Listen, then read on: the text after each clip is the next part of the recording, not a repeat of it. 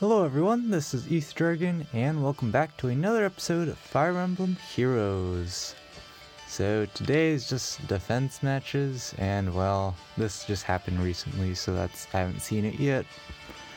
But like usual, weird things happen when you're in tier 21 and higher. I literally have done nothing to my defense, and this is what happens, so let's get started here. I don't know, maybe it's because it's light season or something. I don't know, maybe I can't explain these things anymore. Like, nothing's changed. I'm about to get my level 5 offense for it as well, because I don't care for defense, because stuff like this happens regardless. So we're just gonna get started here. This team definitely does not look threatening at all, so it kind of makes sense how things could have gone wrong for them. But of course, you know, if you play it pretty well, you can still get pretty decent results against my team. You don't need a mind-blowing, super high investment whale team to get good results.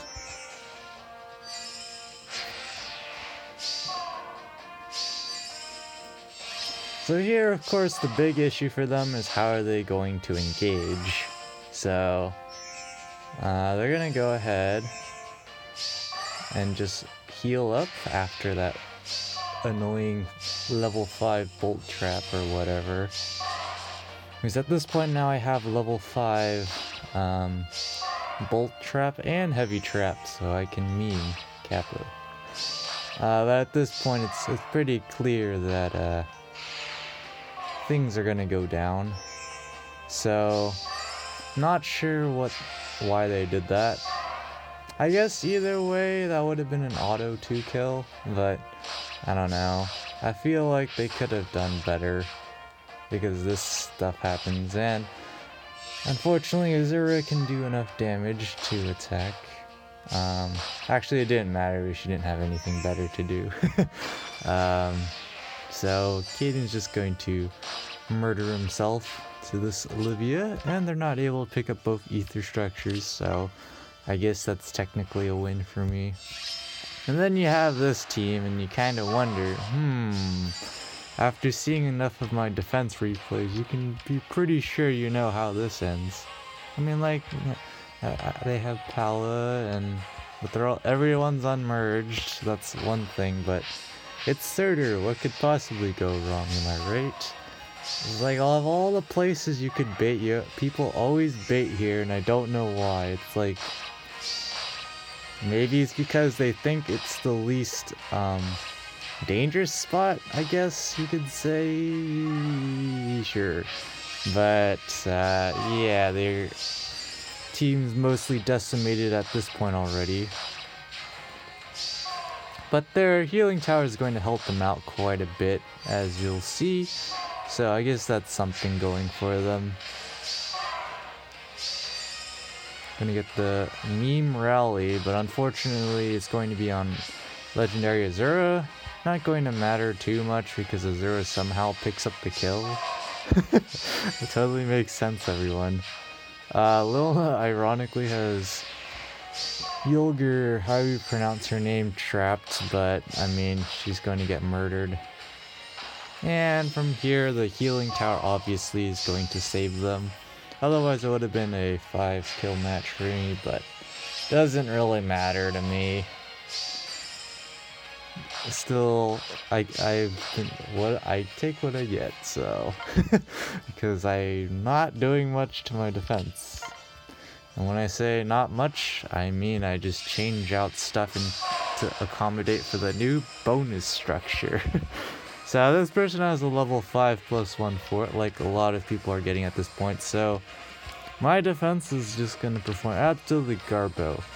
I guess the weird thing to me is that with plus 8 to all stats, their units have this much stat. I don't know, maybe it's just me, but it feels kind of low, but it's good enough.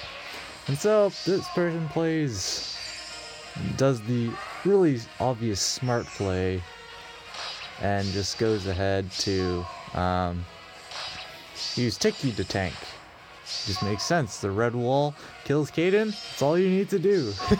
That's literally all you need to do. I mean, sure, you also have to tank Nino, but if you're killing Kaden, you're probably killing Nino too, so it's kind of a logical assumption, right? Because if you can kill Kaden, who has, I believe, more physical bulk than Nino, especially with his Kitsune Fang reducing the enemy's attack by 4, you can probably kill Nino too. just putting it out there. So I don't know. It's a pretty straightforward. It's pretty easy to beat my team. That's the moral of the story. I don't know how it's possible that people seriously can goof against my team. Like, you don't have to bait at that one spot. You can just bait to the left or to the right. I don't know. Is it just because it's between 2 breakable blocks and they're like, okay, my units are safer that way? That's like the only thing I can think of, but really? He's like, sure, if you don't break anything, then this looks like the safest. I don't know. just don't think about it. So this person has a level 5+1, double airs and light blessings, of course. But I don't know. If I just look at these units, I'm like, you have +8 to all stats, and this is all you have. I don't know. Maybe it's just me. But we have this Halloween Jacob here for quite an interesting set. Guard bow, glacies, and no way to actually double back consistently. So definitely suspicious, and some little, I'm not sure if they could have done anything, to be honest, but what they did is probably the worst play, and it's the classic, let me just end turn here. And I don't know about you, but there's more than one place to bait than right there. just putting it out there. So we're gonna get the bolt trap going off, and we're gonna get the Wings of Mercy kill inserter. Sheeta's gonna put up the kill there.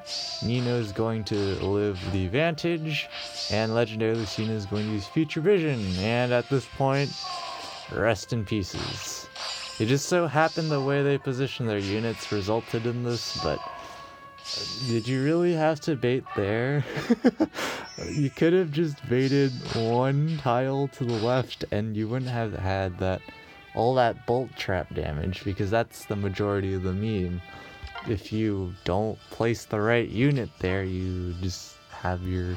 for some builds it might be good, but of course I have Hardy Bearing on Lilina, so it's not the greatest idea for all Vantage builds, but I mean, I don't know. But here, this is more of a player phase-based team. And this strategy works against my defense as well. Literally, you can use any decent strategy, and you can get a win against my team if you play it right. Because my team, unfortunately, has the unfortunate problem of AI syndrome, where it's like you want something to happen, but in order to do that, you have to break something else.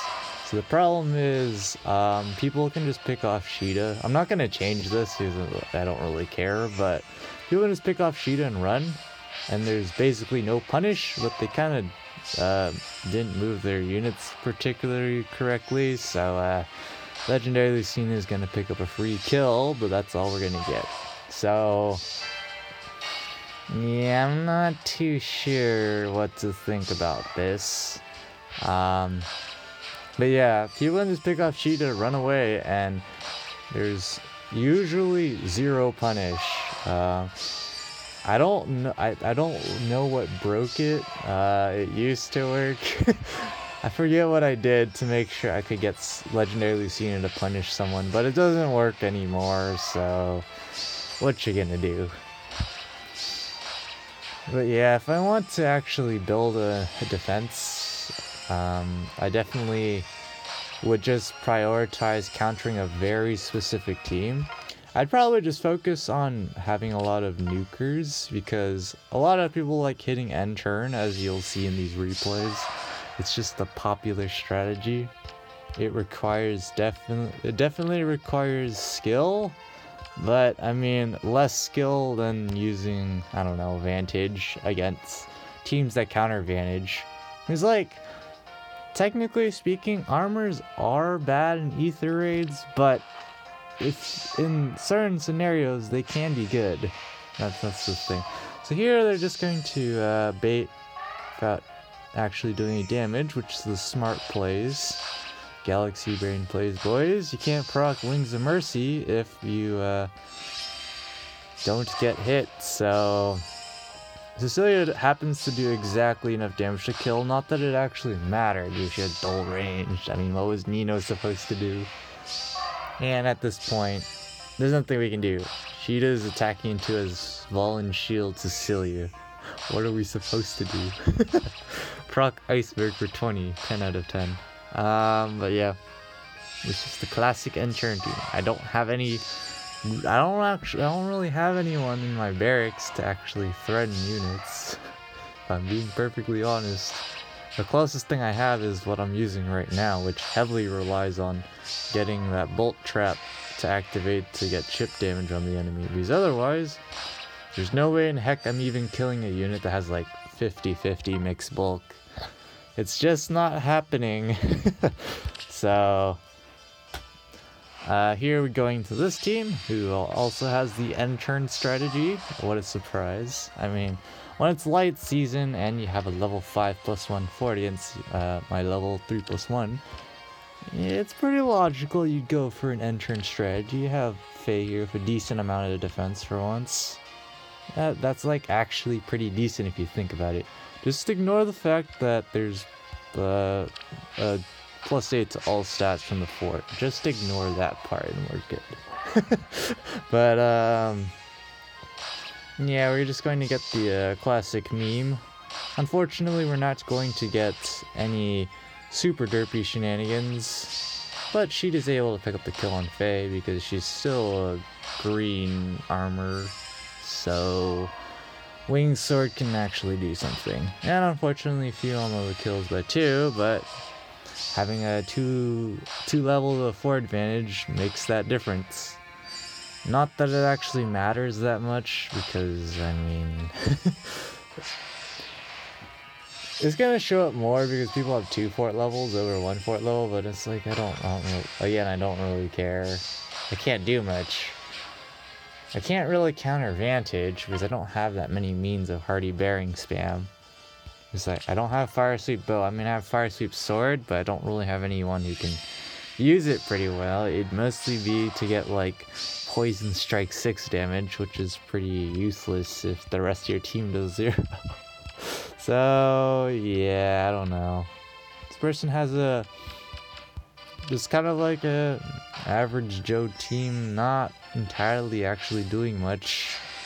But, you know, if you use them right, you can get a free win. So that's the name of the game. So basically, they do a pretty good play here, smiting in to test the trap. It's always the good counter strategy. Just test the traps. Or you could use Disarm Trap 3 like that one person who had that Summer Lind use. It's pretty cool. I still like that.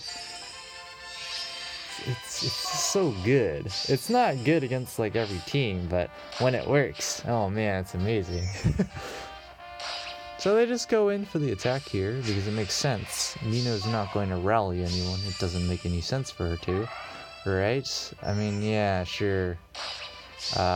She attacks Nyla instead, but it doesn't matter because Loki would have killed either way. So Nino is just trying to get as much net damage output as possible. And Healing Tower seems to be pretty good, I find. For a lot of people who don't bring healing, or like airs for Sparkling Boost, I find that it's pretty useful for people. I might try it out, but I don't know.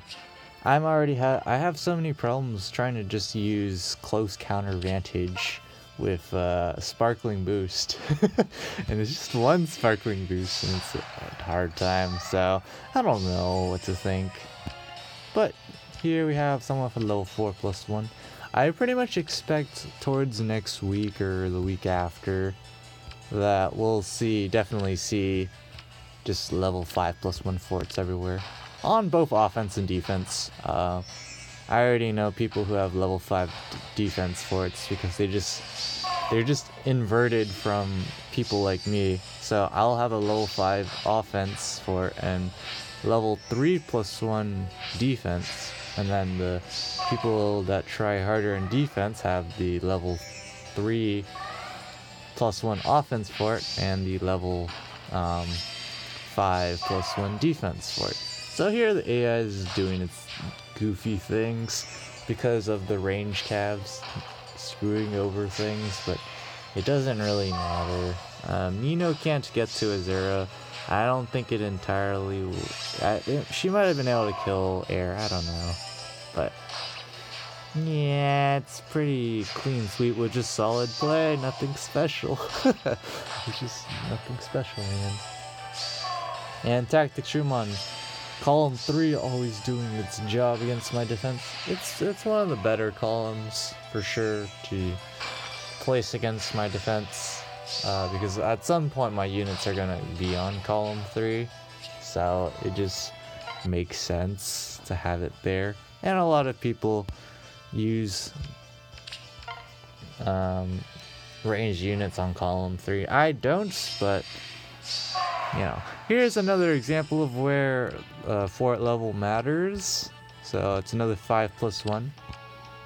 And so this team, it's finally looking decent. I guess it's because it's a +10 Surtur, but still. You know, you're almost getting to 60/60 visible on your own without buffs.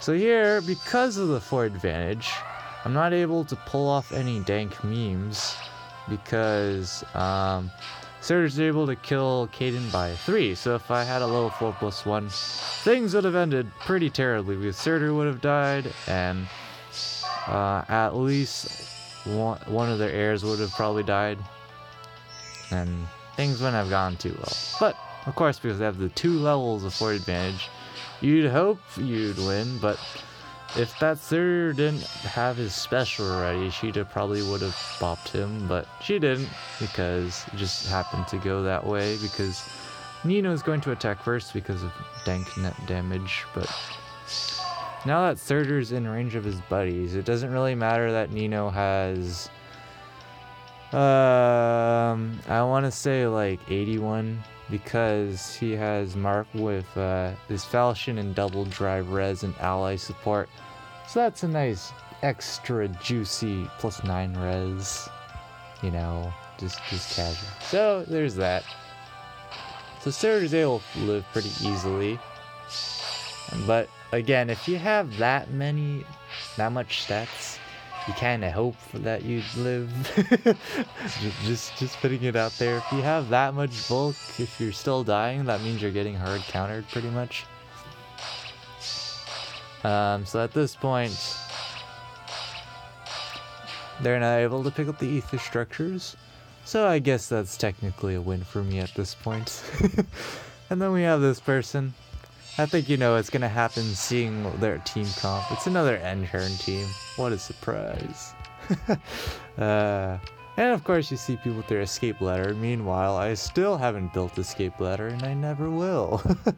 So of course this is the generic N-turn strategy, and when you have a tank, where's the best place to put it? In the most totally obvious spot that you shouldn't be. I mean, I don't know if it occurs to people that they can, when lunged procs, the bolt trap can go off still. I don't know if that doesn't occur to people, but yeah, awkward. You know, they're able to pick up some salt kills, but I mean, there's not much they can do now. It's pretty much like my team. Once Nino goes down, the whole strategy kind of falls apart. But Nino here able to kill, and Lucina picking up the last kill, so we get a win because someone hit N-turn in a bad spot. That's pretty much my team. This doesn't ever need to happen. Just putting it out there. Most of the time people can just have a great day by not hitting N-turn in the this spot. Unless, you know, they have the right unit that can, say, like, take out Kaden. Because if you can take out Kaden, there's nothing to worry about this bolt trap, because no one's going to lunge you in. That's kind of the deal. But here, similar deal.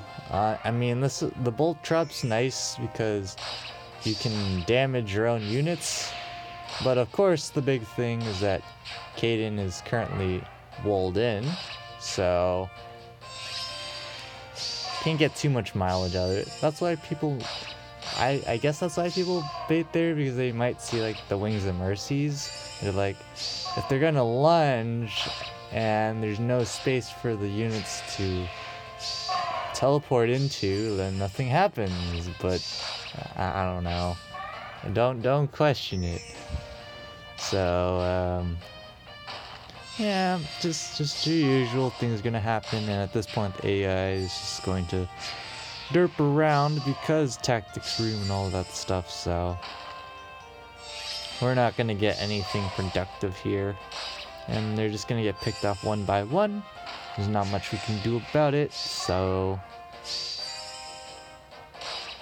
it's not like Nino's going to rally Azura. That would be quite strange. I guess there's a chance she might, but Nino somehow picks up the kill against Air. Sure. And of course, because of Panic Minute, we're not going to be able to vantage kill that. So now we go to this replay I haven't seen yet. So let's see. I wonder what they did. I wonder what this person's strategy was. How could they have possibly beat my team with only one loss? This is kind of interesting, Special Fighter Ether. I don't like that low amount of defense, but this Zephyr's looking pretty spicy. Although, it's kind of just because I don't have hard red counters on my team. Like, Legendary Lucina is not a red counter unless the enemy unit is super weak. But okay, this is a strange play. I gotta put that out there. This is a strange play indeed.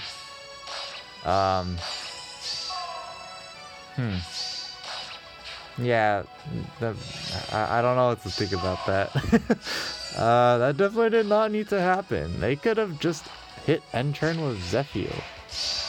Like, look at this dude. He has quick riposte, and he has a decently high attack stat. He's going to kill Kaden in one shot. I'm pretty sure he does kill in one shot. He might not. I don't know. No, he has quick. No, I don't know, man. Don't worry about it. I don't know. I can't compute that. That doesn't make sense to me. Why would you bait with Lyn? Was that a mistake or something? Or was that intended? I don't know. You could have just baited with Zephyr where you baited with Lyn too. I don't know.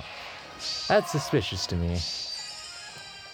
Unfortunately, so there's this dinky thing with the AI where I think before you get to the slot order tiebreaker for who moves first, when both units have a movement assist, and in this case they're both ranged, I think the tiebreaker before that is closest to the enemy or something. I don't know the correct terminology off the top of my head, but because of that, there's nothing I can do to get Lilna to go before Azura, unless I have a rally, but then if I have a rally, other things break, so I mean, what you gonna do? But that's gonna be it for this episode. Thanks for watching. As always, this is Ether Dragon, and hope to see you all next time. Bye.